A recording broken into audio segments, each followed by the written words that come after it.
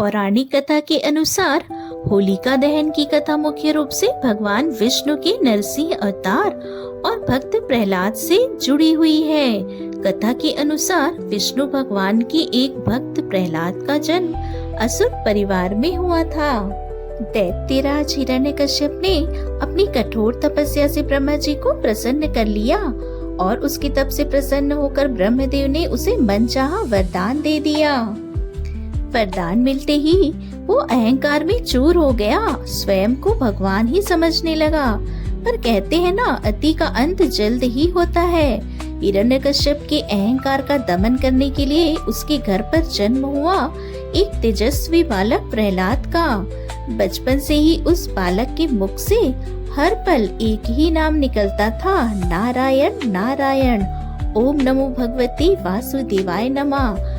हिरण्यकश्यप को भगवान के प्रति प्रहलाद की भक्ति बिल्कुल भी पसंद नहीं थी और वहीं प्रहलाद किसी दूसरी चीज की चिंता किए बिना प्रभु भक्ति में लीन रहता था। हिरण्यकश्यप ने अपने पुत्र को बदलने के लिए हर क्रूर उपाय किए। उबलते हुए तेल में डलवा दिया। तेल तो उबला पर प्रहलाद सुरक्षित रहा।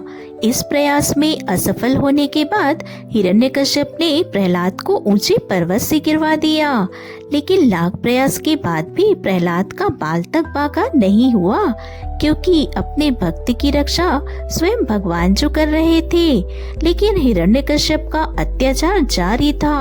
उसने प्रहलाद को भयंकर विषैले सर्पों से डसवाने का भी प्रयास किया, लेकिन डसना तो दूर की बात, सांप प्रहलाद के चरणों को स्पर्श कर लौट गए। हर बार भक्ति की ढाल के आगे आखिरकार मृत्यु फिर हार गई।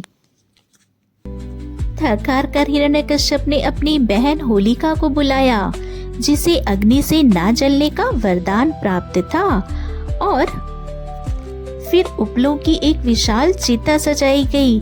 प्रहलाद को होलिका की गोद में बिठाया गया। अग्नि प्रज्वलित की गई। चारों ओर लपटें उठने लगी। जहाँ होलिका को अपने वरदान पर घमंड था, वहीं प्रहलाद को अपने भगवान पर पूर्ण विश्वास था। जिस अग्नि को होलिका अपना रक्षा कवच समझ रही थी, वही अग्नि अब उसे जलाने लगी। कुछ ही पलों में होलिका भस्म होकर राख का ढेर बन गई, क्योंकि वरदान का प्रयोग सत्कर्म के लिए किया जाता है, ना कि अधर्म के लिए।